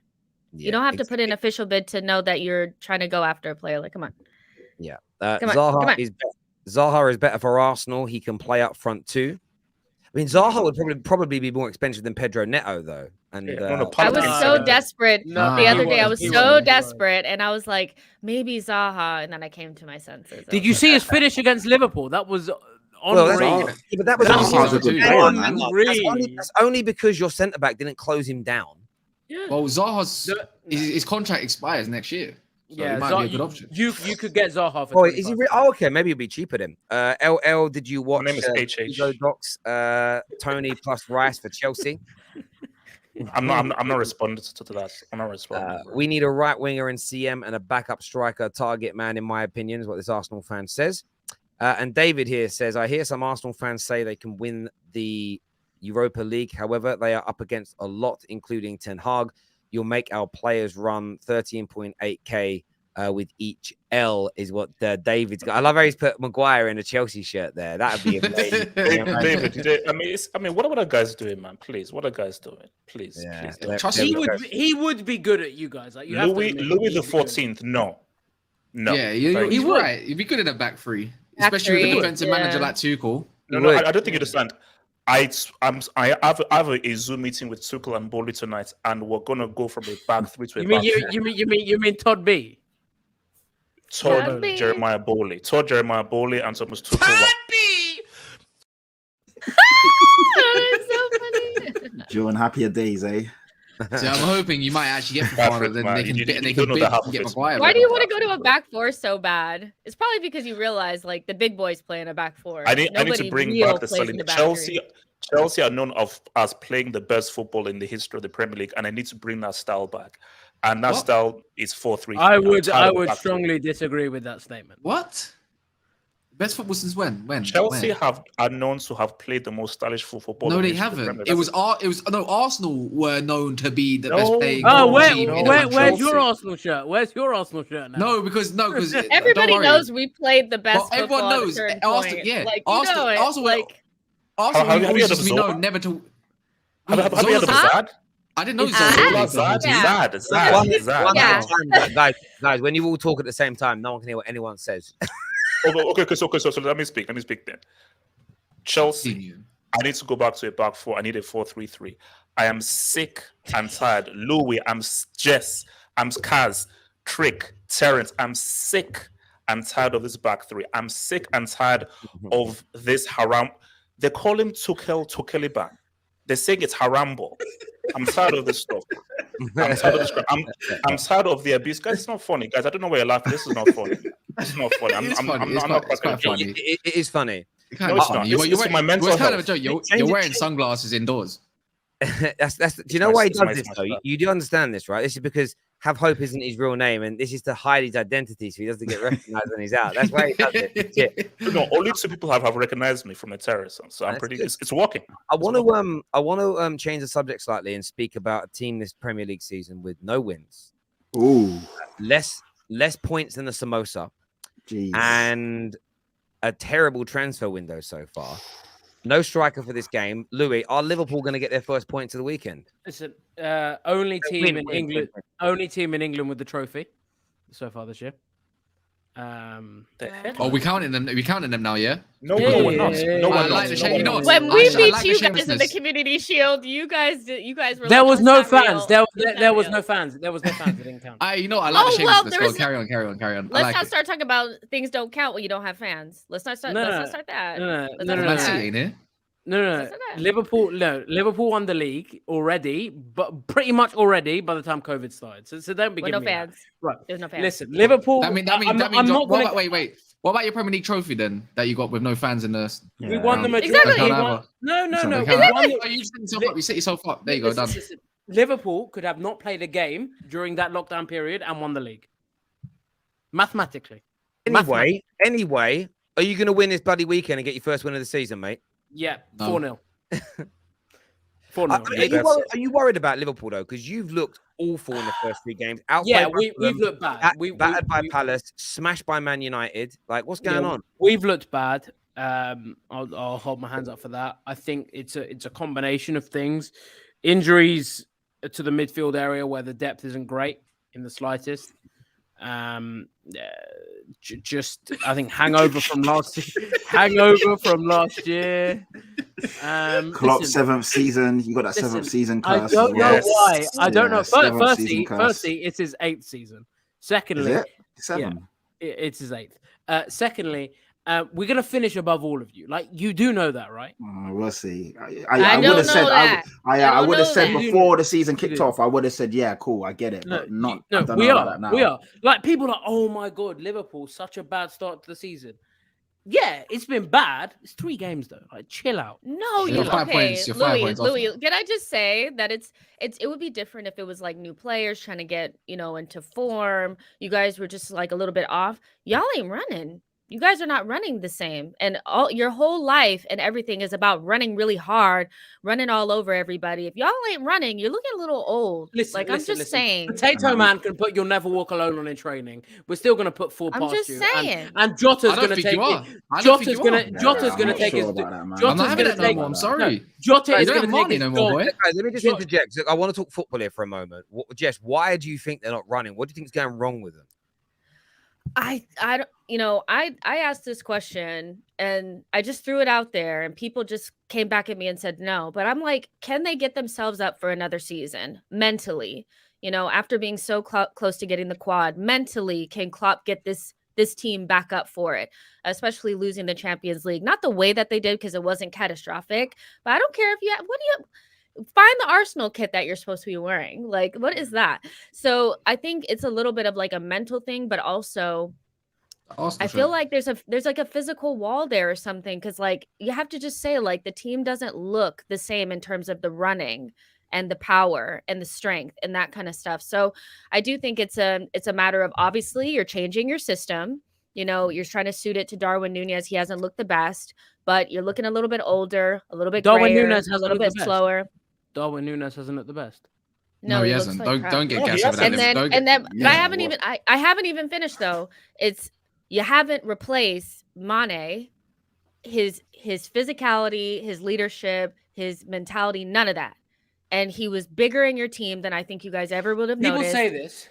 People say this. Mane didn't score. Mane scored 3 goals at the beginning of the season. 3 goals. It's not. No, I didn't say anything about goals. I said his but I'm mentality, his saying, like, physicality, and his leadership. Thiago comes back. Núñez comes back. And Jota pulls his comes hamstring back, again. And we will be fine. We will be fine. There is no reason. There is no reason. You to guys listen say to this. There is no. We say this every year, and we pump all of you every year. You didn't pump us last You're season, not- so let's relax there, please. Yeah, Thank yeah, you. No, yeah, but there was a season. There was one season where you barely got fourth. You barely got fourth. Like, come on. Calm Barely. down. Louis, though, I get your point, Louis. But in the opening game of the season, Thiago was playing, Fabinho was playing. Like, this isn't. You were really good against Fulham, really good against Palace. No. Louis, We're please let people finish. Please let people finish instead of always jumping in. Like, in the first game, you had those players you mentioned, and you got outplayed and should have lost. In the second game, it wasn't like you were smashing Palace and then the red card happened. And then you had injuries and Darwin missing for Man United and a brilliant Man United team beat you. You got beat by the worst Man United team since World War II. You got outplayed by Palace and you were poor. And even with the players you mentioned returning against Fulham, you were outworked in every department by a newly promoted team. For me, I predicted Liverpool to win the league. I thought you were going to come back this year after the big disappointment of last season and be all guns blazing, but your players look tired. They look lethargic. Listen, we always get on at Trent about his terrible defending, and he's been exposed again this season multiple times. But Virgil van Dijk looks as though he needs a hip replacement. He isn't running to the ball. He's standing still too much. If you didn't know him as a player that we all knew him as, you'd say he was being lazy, maybe. There are some issues with your team, and your midfield is old, injury prone, and has zero depth to it. And I overlooked that throughout preseason. And the fact that Liverpool fans like you are talking about we can wait till next year, it's still been a good window. And the fact you're not calling your club out is the reason why FSG get away with it, because you guys have got Stockholm syndrome or something. Nope. Yes, you've won a few trophies in recent years, but this is the Pep era, not the Pep and Klopp era. You've won one Premier League since you've had the quote unquote second greatest Premier League team of all time. You've won one Premier League. You're a club that only deals in trophies. You need to go out and spend some money. And the fact that your fans are not pushing harder and shouting for more investment, I think is a shame, because listen, you fooled me. Your fans fooled me. I thought you guys were going to be really good this year. I listened to you all, and I feel embarrassed as a football person that I listened. You look awful, and of course you'll beat Fulham this weekend. Beat Bournemouth. Yeah, but everybody's all the big teams will beat Bournemouth. You guys look shaky, and if Spurs and Arsenal keep getting better, watch over your shoulder this season. Listen, shoulder, yeah, it'll be cute to kind of humor them for a little bit. I'm not even going to come up with a witty response or a retort or a footballing piece of analysis. Because you can't. No. You're in the mud right now, man. You are down bad. You're down bad. Listen, while you're protesting your owners, while you guys are wanting Hazard back, You'll be doing that in 2 years. Listen, oh, believe me, you do not know me if you think I'm going to be protesting for FSG out. No. Well, clearly, Liverpool, Louie, on that, I can sit there. I can sit Louie, there. Louie, let me ask you about that. And my Moretti, Louie, let me ask you we're about fine. that. Let's not brush over these things. Let me ask you about it. This is why do we have to be hyperbolic and polarized? No one's saying, yes, you are. I'm not asking you to be FSG out. I'm saying demand more from your club. We don't need more. We don't need more. Wait. One sec. Can I jump in quickly? You started. How old is Milner, by the way? 36. You're starting a Milner still that when you didn't even want him about 7 years ago, bro. Like 6 years ago. Like, what you want to be? You started Milner against just because Man United. It was just because my man is doing bleep test #1 in your training ground, you think you can play him still in this big boy Louie, league? you can't have a Milderson midfield. Louie, I'm sorry, you cannot promote a Milderson midfield in 2022. Stop it. Listen, Stop it. All English midfield is recipe for disaster, and you did that. Liverpool's midfield over the last few games with the injuries has been weak. I am not going to say it hasn't been weak. The reason we are not going to sign anyone, and we shouldn't sign anyone this year, is right now, you look at the numbers, we have 9 first-team midfielders. None of the midfielders that are injured right now have long-term injuries. If one was out with an ACL, one was out with a big injury, with a broken leg or a foot, I would say, okay, you know what, let's go into like Ox. He's like Ox, basically. Ox is back in October. Oh, what? And it's just going to go out again. What kind of delusion is this, bro? Hang on. Louie, Ox doesn't. Louie, but you've got Oxlade-Chamberlain injury problem. Thiago has had and will continue to have injury problems. You've got Harvey Elliott. Is he really good enough? Curtis Jones, is he really good enough? When you scrape beneath the surface, there isn't enough depth. Now, your point is we don't need anybody. You are still good enough to get top 4, but that isn't your target. Not winning the league is failure for Liverpool. So I agree.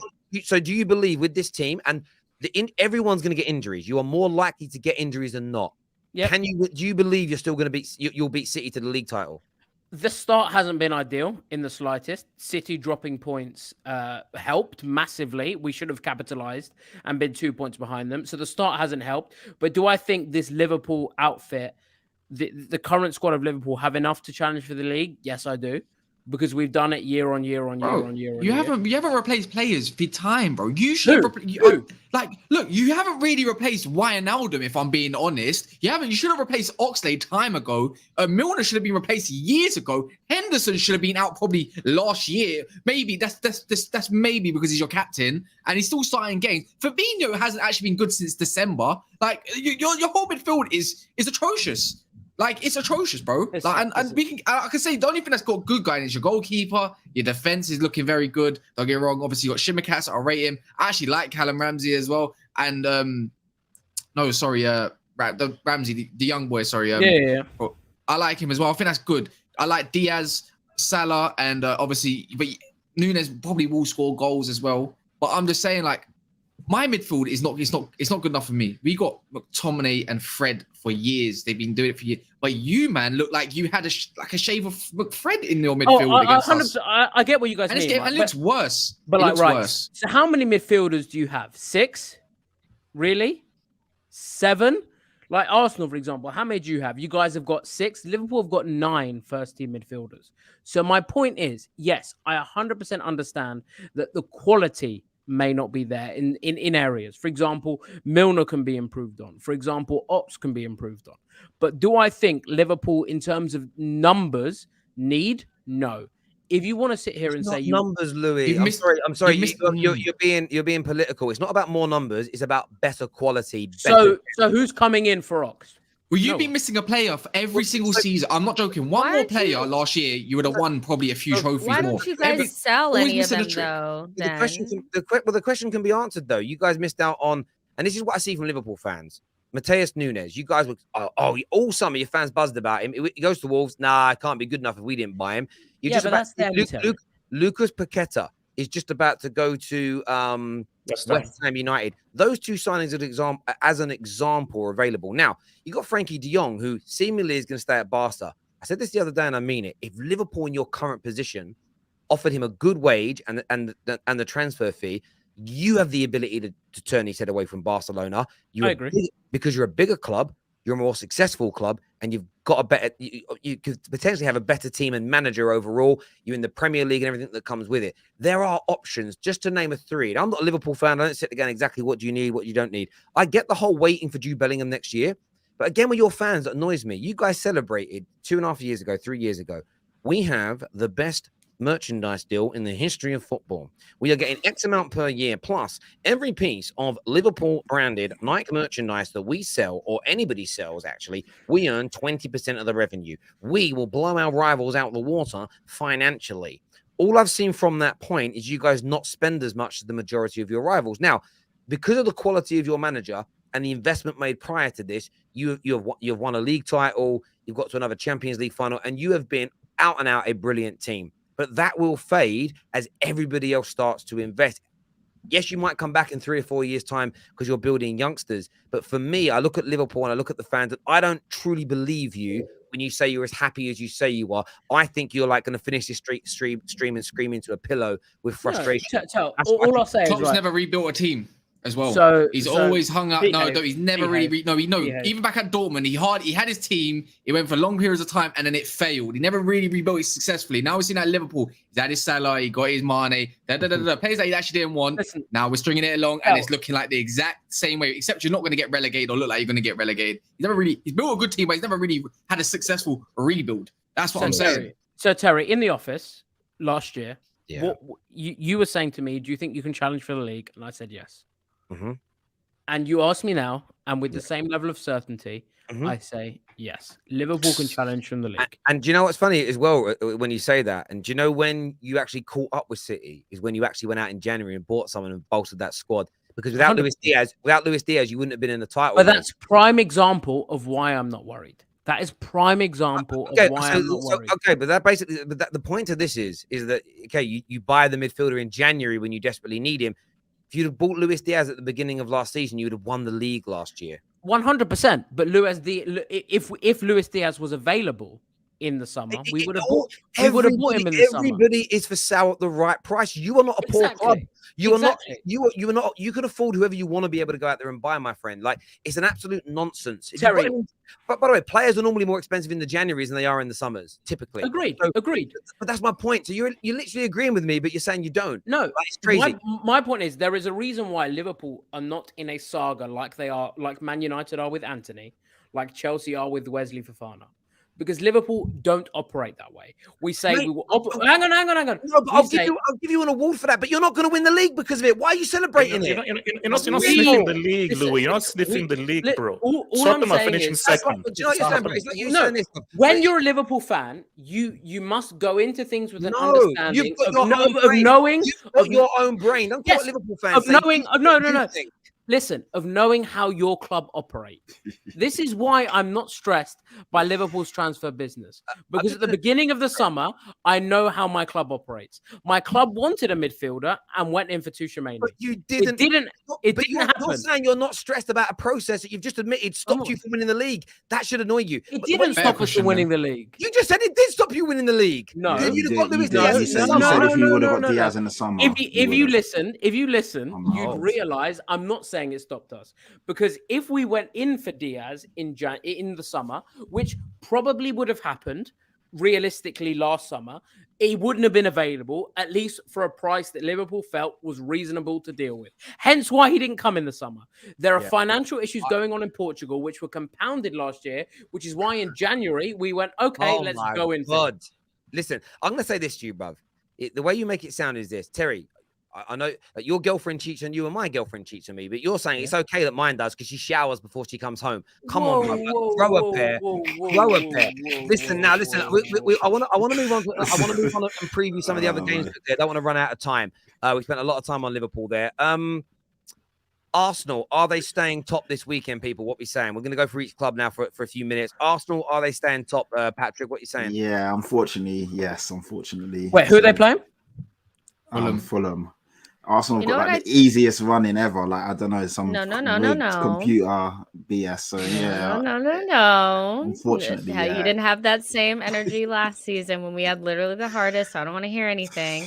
No, but actually, like I think we're gonna win, but I think Fulham's gonna give us a hard time. I think they're gonna give us a hard time. I think sometimes at the beginning of seasons we have preconceived notions about who a team is until we actually see them play.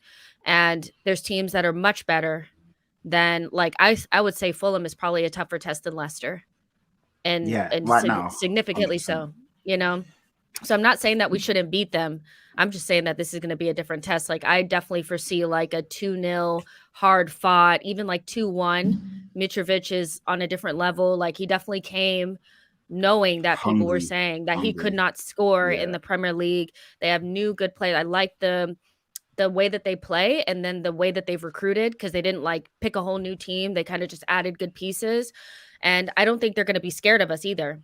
I think they're going to come to play. Like, I think they're going to try to, that they're not going to sit in a block or anything like that at the Emirates. So I think it's going to be a tough game. Like, I definitely am going to go for like something like a 2-1 where it's going to be hard fought and people are going to say like, I can't believe you barely beat Fulham, but they're not the same Fulham from before. Like, they look different, but then they also could have just been playing Liverpool and Liverpool made them look good. So I don't know. Could see that. That's a fair point. Tottenham. I mean, this feels like one of those weekends when you look at the fixtures where, I mean, we've mentioned Liverpool already. We've kind of mentioned Chelsea against Leicester, like Spurs as well. Fairly simplistic game for you. You know what? Forest away is a potential banana skin, and that crowd is going to be up for it. Big game for them. We know that the City ground is going to be a tough. They're going to make it a cauldron, and I think we'll win. But it is a potential banana skin. You can't take them lightly. But if we turn up, it should be a formality. But I will respect them. I think they're a good team on their day. They got some good players there. They've got Lingard. They've got what's his name? The guy that they signed from Emmanuel Dennis. He's a good player. They've got some good players. That they got. Yeah, come on, Forest. But we should win. I'm not going there scared, but I will show them a bit of respect because I do think that they have got some players in there that could harm us if we're not on our A game. Yeah, I think that's fair. And Kaz, I want to ask you, Man United, and this is my question around United. Is it a case of was Monday a flash in the pan against Liverpool, or do you believe there'll be an equally good performance against Southampton, picking up more points, or do you feel this could be undone again, as it were? Well, on the 12th man where I predicted it very right and, got it tactically spot on. This is a bigger game than Liverpool for me. And I even before Marcel get injured, I did also say, I think this is going to be a draw, if I'm being honest. And I think it might be a really boring game. I'll be honest. It's hard to see Man United getting points at a ground they don't really get points at regardless. Even in the good old days, St. Mary's, it's a bit difficult there. If there is going to be a win, it could be 1-0 either way. But I got a feeling it might be just a dead 0-0. But honestly, I really do. But I can only hope that Scott McTominay don't start. But who knows? He was good against us. He was good. No, he was good against Jordan Henderson. No. I was going to say. Maybe we do need 12 new midfielders if we made Scott McTominay. The thing is, Scott McTominay was clueless. He just done his clueless very well. He got caught out a lot, and it's just lucky that Milner decided to be a striker for the game. Yeah. So who plays in the midfield? So it's what's Casemiro and Fred in the midfield for tomorrow? I don't think so. I don't think so. Casemiro. I think it'd be Casemiro and Ericsson Bruno probably. and Ericsson. But then don't be surprised if look, he really praised McTominay after the game. There's the physicality element against these. It's interesting. I think when we play against more technically gifted sides, I think you may see a bit more of that. But one of the reasons why Brentford did us so bad is they just bullied us physically on the pitch. Just getting the balance right. I wouldn't be surprised to see Scott McTominay start in this game, if we're being honest. Is Casemiro like got visa issues, or can he? It's all done. He's got the visa. He can play. So I'm going with a draw as well, though. I'm not. Listen, I love Monday, but I'm not getting suckered in. Well, you say come on, but that's always because you want me to show my ass on camera. But I'm never going to do that. I'm always going to speak my mind. Do some super chats here. This one. Why is DT out of prison repping United? Nah, Kaz don't look like DT. He's got a beard, you know. Liverpool bigger than Barcelona. EPL bias. I wouldn't say it is. Look, I know that Barca have like 30 odd league titles compared to 26 league titles compared to the 19 of Liverpool. But they're basically in a 2-horse race in Spain, where Liverpool compete in a league where multiple teams can win it. One has 5 Champions League. Liverpool have 6 Champions Leagues. The domestic trophies, again, like Liverpool have 8 FA Cups, yes, and I think they have 31, 32 Copa del Reys, but there's 2 teams. It's a 2-horse race. You know, that's Barcelona are not as big, not as famous, not as historic. They, by the way, as Liverpool now, they're famous. No, I think Liverpool. I've got to be honest. Even I disagree with that, Terry. Really, I think Liverpool globally are they're not more popular now, maybe, but Liverpool for me, I just think. This is where it becomes really hard. This is where you're comparing like the Beatles and Elvis. Do you get what I'm saying? Of It's a course. preference thing. So, but they're top 5, both of them. Yeah, what people will do is go, well, are you saying Barcelona are shit? No, I'm saying they're both great. I just think Liverpool slightly edge it. Maybe I'm saying that because they're in the Premier League and we get seen by tens of millions of more people a weekend than Barca do. So that's what I'm going to go with. By the way, big up to all of you. Loving the show. Jess, you're glowing. Need the skincare routine. And have hope Anthony Gordon cost as much as Casemiro. Just deep it. David, too. Worry about your club. David. Liverpool needed Tchouaméni and got beaten to him by Madrid. No plan B. Trouble ahead. He's got Tottenham talk. Imagine if it happens with Bellingham, though. Like, if it happens with Bellingham, I will laugh hard. Like, listen, I said Bellingham's going to go to Real Madrid, and I got laughed at by a dunk on my Liverpool fans. I said Jude's happening. Louie is the biggest fraud on TFT. Can't take him seriously. Won't keep his words in on a simple bet. Weasley guy. No, listen. What's the bet? Sorry, I'm lost. What happened? So I made a bet. I can't even remember what it was about. No, I will tell you what it was. Yeah, because he tried to tell me. He tried to tell me that Xhaka wouldn't play in the game against them, and I was like, "Are you smoking?" Oh yeah, like, no, I was there. Xhaka plays every game if he's fit, and he played. COVID, he started, but he came back. Listen, he was never not playing, and I think was that the game he got sent off. He did. Is he barely played? So we'll call it. He barely played, but we'll call it a draw, and we'll go our separate ways. There we go. Darwin Núñez is an awful footballer, and Liverpool fans are pinning their hopes on him when he comes back. No, that's too harsh, man. I mean, it's too early to say. No. It's way too early. It's trash. It's trash. This guy's right. He's an awful footballer. He's awful. He's horrendous. But he scores goals, and that's all that matters. That is literally all that matters. He's got no touch. You know, but he's quick and he'll score, and that's when you fine. say he's horrendous, his touch is gonna, like, imagine Darwin Núñez against any regular person or any normal. His touch is but good. Obviously, he's not playing against regular people. Yeah, but that's what I'm trying to say. When people say he's got no touch, of course he's got a touch. He wouldn't be where he is right now if he didn't. He's just not on like Marcus Rashford. Do you know what I mean? but he'll score goals, and that's what matters. When he doesn't lose his head. After the double, Pep paid Milner to steal everyone's inhalers in the Liverpool dressing room. I think it's just the cycle of Klopp. Paul has to be careful. I've never seen Klopp successfully complete a rebuild after his first dominance. We all touched on this. Kaz, if you want to say something, you don't have to donate £5 to say it. I ain't done nothing, man. No, you can stick to Angry Carol, man. Like, come on, man. Arteta, the dwarf, won't win anything, and Tuchel is a bottler with a fluke COVID Champions League. He didn't win it. He was poor at PSG 1, City 2. This is it. City winning the league, Spurs 2nd, Liverpool 3rd, Man United 4th. Listen, I'd take that right now. I was with you until I saw Man United 4th. But you'd give up hope. If that could be it, you'd give up 2nd just so that we don't get 4th. Like, no, not that you. I just don't think they will. I think Arsenal, unfortunately, will be in the top 4. I don't agree with it, but I'll take it now. Yeah, Terry, do you think Arsenal should go for Ivan Toney or Benjamin Sisko from? I mean, Leipzig, they're not going to let him go. Oh, sorry. As a whole season is going forward with Gabriel Jesus' wrist. Well, Benjamin Sisko is not going to happen because he's going to be joining Leipzig, so that's done. Ivan Toney, I don't think he'd go to an Arsenal to just sit on the bench. I don't think he would. But listen, I think Tony's a very talented player. He's good, man. He's good. The super chat here says #fridge at the bridge. Is what is there? Daddy! Jess, Arsenal need 2 midfielders and a winger as if Partey breaks down the drop-off in quality with El Neni coming on is poor. And Ndidi and Tillemans from Leicester is a must. I don't care what anyone tells me, plus a winger is what Ryan's got to say there. Shout out to HH, a true OG. He is of the Terrace, there's no doubt. But Adam Charles is returning very soon as well to the Terrace. Adam Charles is back. But there we go. I want to say a big shout out to our title sponsors today. As we all know, the brilliant people at NordVPN. Make sure you click on the link in the description below. Go check out the 4 months free offer that we have available for you. You can scan the QR code on the screen as well. You have to be and should be using a VPN when using the internet. There's so many benefits to it. As you can see there, many articles from Wired, BuzzFeed, the BBC, TED, and much more in relation to this. It really breaks down what the benefits to it are. We went through it earlier on during the show as well.